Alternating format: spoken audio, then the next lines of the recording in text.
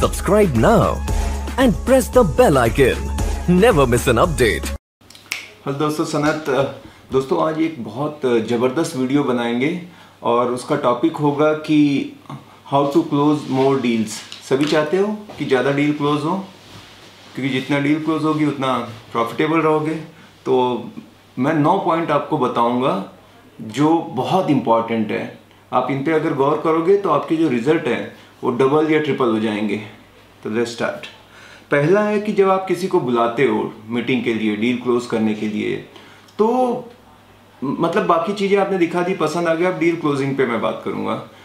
आपका जो नज़रिया ये होना चाहिए कि आप ऐसे प्रिपेयर हो कि मुझे नो सुनना है। यस सुनने की जब आप तैयारी में रहते हो तो होता क्या है कि आपका टोटल विचार बदल जाते हैं, आपकी बॉडी लैंग्वेज बदल जाती है, आप बड़े नीडी लगते हो कि इनको ज़रूरत है। मैं ऐसे करता हूँ कि मुझे नो सुनना है, तो कैसे मेंटली जो बर्डन था वो मेरा पूरा ख़त्म हो गया, मैं एकदम रिलैक्स हो गया, मैं और ज़्यादा कॉन्फिडेंस हो गया और जो भी है एकदम बात कर रहा हूँ, एकदम नेचुरल हूँ। पर जब सेल करने के लिए, यस के लिए सुनने जाता हूँ तो मेरा पूरा सब कुछ बदल जाता है। आप ये ट्राई करो, ये काम करता है। तो आप जब किसी को बुलाएं तो सोचना मुझे नो सुनना है, बस मुझे कोई परवाह नहीं है, तो आप देखना बहुत अच्छा परफॉर्म करोगे। सेकेंड पॉइंट, लोग डील कम क्लोज करने की वजह होती है कि फॉलोअप में कम पड़ते हैं। ज़्यादातर देखा गया है कि एक आम जो रियल एस्टेट एजेंट है वो 3 या 4 बार, ज़्यादा से ज़्यादा 5 बार ही फॉलोअप करता है। पर पता है आपको, फॉलोअप कम से कम 1 साल करो। फिर से ये चीज़ नोट डाउन कर लो, फॉलोअप एक लंबी प्रक्रिया है। हो सकता है 1 वीक हो जाए, 1 महीना हो जाए या 1 साल चले, पर 1 साल तक जरूर फॉलोअप करो, आपको बहुत बेहतरीन रिजल्ट आएंगे। 80% बार ऐसा देखा गया है जो डील क्लोज होती है, जो 5 से 12 बार तक जिसको फॉलोअप किया गया। जैसे 1 बार उसने ना बोला, सेकेंड बार, 3 बार प्राइज में, चौथी बार, 5वीं बार, जब आप ऐसे लगे रहते हो तो ज़्यादा डील क्लोज होती हैं। ये मैं नहीं कह रहा हूँ, ये पूरा एनालाइज किया है पूरे डेटा को कि ज़्यादा डील कब क्लोज हुई। तो ज़्यादा से ज़्यादा देखा गया कि 5 से 12 बार के बीच में 80%, और जिसने 1-2 बार ही ट्राई किया नहीं तो छोड़ दिया, वो केवल 5% करीब रही हैं। तो आप देखिए कि रिजल्ट कहाँ पर है।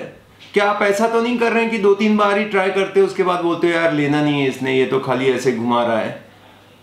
तो 1 साल तक फॉलोअप करना सेकेंड रूल था। तीसरा है कि आप कई बार उस आदमी को कन्विंस करने की कोशिश कर रहे हैं जो डिसीजन नहीं लेता है।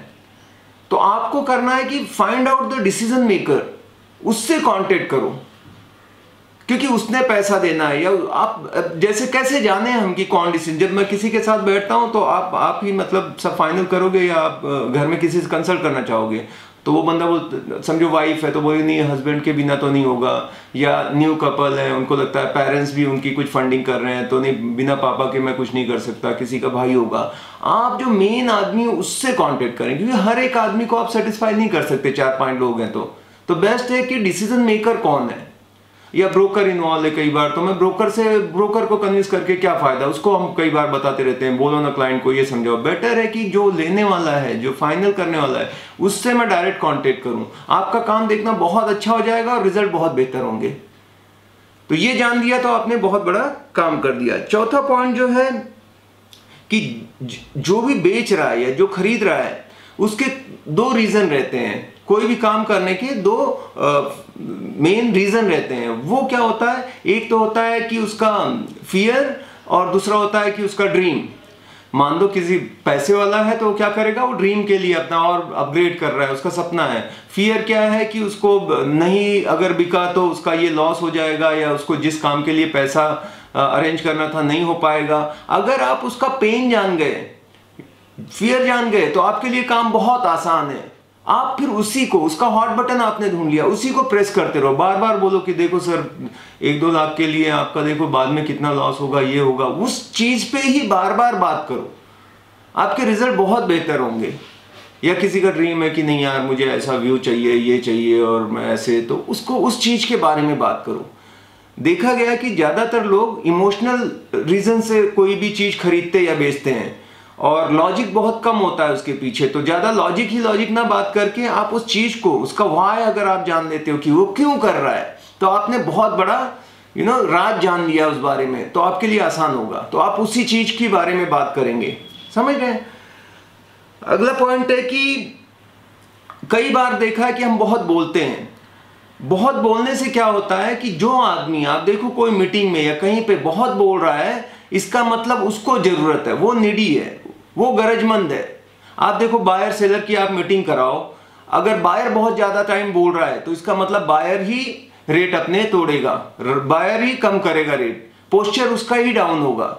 या सेलर बहुत बता रहा है कि मेरा ये था, मैंने ये किया, वो किया। जो ज्यादा बोलता है, ज्यादा बोलने से ऐसा लगता है कि इसको ज्यादा जरूरत है ये चीज। तो आप भी ऐसे ही करो कि ज्यादा ना बोलो। आप वही जब बैठते हैं, किसी से बातचीत होती तो वही सवालों के जवाब दो जो वो पूछता है। अननेसेसरी बाकी चीजें भी आप जो जानते हो बताने की कोशिश मत करो। हमें ये लगता है कि मैं जितना ज्यादा बता दूंगा उतना ज्यादा वो कन्विंस हो जाएगा और वो खरीद लेगा, लेकिन ये गलती होती है।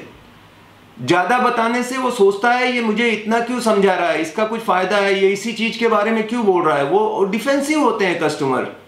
तो आपको क्या करना है, जितना जरूरत है या जो सवाल वो पूछे उतना ही आप बात करो।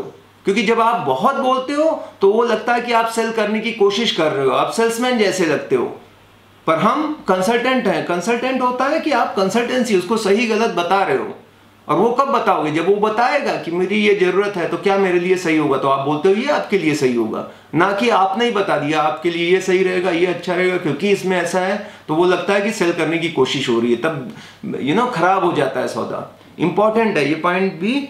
और अगला है कि उसके बाद है प्री क्वालिफाई नहीं करते। कई बार लीड हमको आ जाती है और जो भी आते हैं सबको हम एक जैसे ट्रीट करते हैं, सबके पीछे हम भागते रहते हैं। पर देखा गया है कि 20 से 25 जब क्लाइंट विजिट करते हैं तो एक प्रॉपर्टी सेल होती है। तो आप आप ये तो नहीं जान सकते कि कौन है इसमें से 25 में से लेने वाला। ये मैं भी नहीं जानता। अगर मैं जानता तो 24 से बात भी नहीं करता, बस उसी आदमी से बात करता और डील क्लोज कर देता। पर हम लोग अंतर्यामी नहीं है, कौन करेगा। हम कोशिश तो सबके साथ करते हैं, बट आप अगर उसको प्री क्वालिफाई करेंगे, जैसे कुछ सवाल पूछेंगे जिससे कि उसका जेन्युइननेस या सेंस ऑफ अर्जेंसी का पता लगा लें, तो आपके लिए ये काम करना बड़ा आसान हो जाएगा। अगेन ये एक कला है, एक मतलब रियल एस्टेट ना, ये एक बड़ा स्किल लगती है इसके अंदर। तो वो ये होगा जैसे मैं उससे पूछूं कि आप घर बेच रहे हैं तो क्यों बेच रहे हैं, उसकी रीजन जाने, क्वालिफाई करें। वो बोलता है कि नहीं अगर अच्छा रेट मिल जाएगा तो बेच दूंगा, नहीं तो मैं सोचा था कि ऐसे, तो फिर वो ज्यादा सीरियस नहीं है। पर मैं बेच रहा हूं क्योंकि मुझे ये बेच के ऐसा करना है, ये टाइम पे नहीं भेजा, तो जो उसकी रीजन, तो आपके लिए वो प्री क्वालिफाई करो। बायर भी है तो क्या आपने होम लोन लेना है या डाउन पेमेंट से करना है, तो बाकी का फंड कहाँ से अरेंज करेगा और कहाँ कहाँ देखा है। ऐसे जब आप कुछ सवाल करते हो तो आपको पता लगता है। तो मैं पहले प्री क्वालिफाई करता हूँ, तो मुझे पता लगता है कि सीरियस कौन है, उसी पे मैं 80% टाइम देता हूँ। और जो नहीं है, ऐसे नहीं कि उनसे रिलेशन खराब करता हूँ, पर उनसे बातचीत करते रहता हूँ। उनको लेना तो है, बट इतना उनका ऐसा नहीं कि अभी का अभी फाइनल करना है। मुझे फोकस करना है now guys, right, those who want to close the deal now immediately. उनको बस करना है, बस 2 दिन। अभी जैसे मेरे पास एक बॉम्बे से क्लाइंट आया है, वो देख रहा है कि भाई मुझे 2 दिन में ही करके जाना है, मैं 2 दिन रुका हूँ होटल में, ऐसे नहीं। तो मैं उस पर ज्यादा फोकस करूंगा, ना कि एक बोल रहा है यार आराम से दिखाते रहो, कोई घाई नहीं है, कुछ जमता है तो ले लेंगे, नहीं तो अपना चल ही रहा है। तो इस तरह से आप जो अच्छे लोग हैं उन्हीं पे फोकस कर पाओगे और इससे काफी आपका वक्त बचेगा। नहीं तो आप सभी को एक जैसे भाग रहे हो तो काफी परेशान हो जाओगे। तो प्री क्वालिफाई करें लीड को। अगला जो पॉइंट होगा कि सबसे जो बढ़िया चीज है सेलिंग का, कि अगर आप जो सेलर का बॉटम प्राइस जान लेते हैं तो आपने समझो लड़ाई जीत ली है, कि लास्ट उसको कितना देना है, उससे कम वो नहीं करने वाला है। ये प्राइस मैं जिस प्रॉपर्टी की जान जाता हूं वो प्रॉपर्टी उसी दिन बिक चुकी होती है। अब ये कैसे जानेंगे, एक तो हम फोन पे बात करते हैं, पर कितना भी कि सर कितना लास्ट कितना रहेगा, निगोशिएबल है या नहीं, इतना पूछते हैं। लेकिन सही प्राइस जब आती, जब एक आधा मीटिंग आप करा देते हो, उसमें उसको ऑफर देते हो और वो थोड़ा बहुत चलती है बातचीत, हो सकता है वो डील हो या हो सकता है ना हो, लेकिन उसमें आपको अंदाजा आ जाता है कि ये बंदा भाई इससे कम नहीं करने वाला है।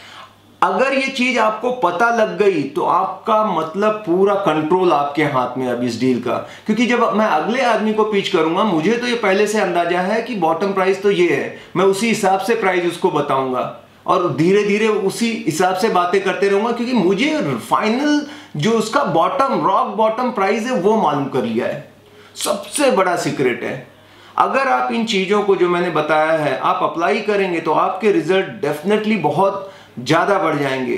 Thank you very much. ये वीडियो आपको कैसे लगा और क्या चीज़ें आपको लगता है कि आप अप्लाई करने वाले हो, आप कमेंट करें। और वीडियो पसंद आया तो लाइक करें, चैनल सब्सक्राइब नहीं किया तो कर लें, क्योंकि इसी तरह के वीडियो मैं आगे भी भविष्य में बनाते रहूँगा। Thank you very much.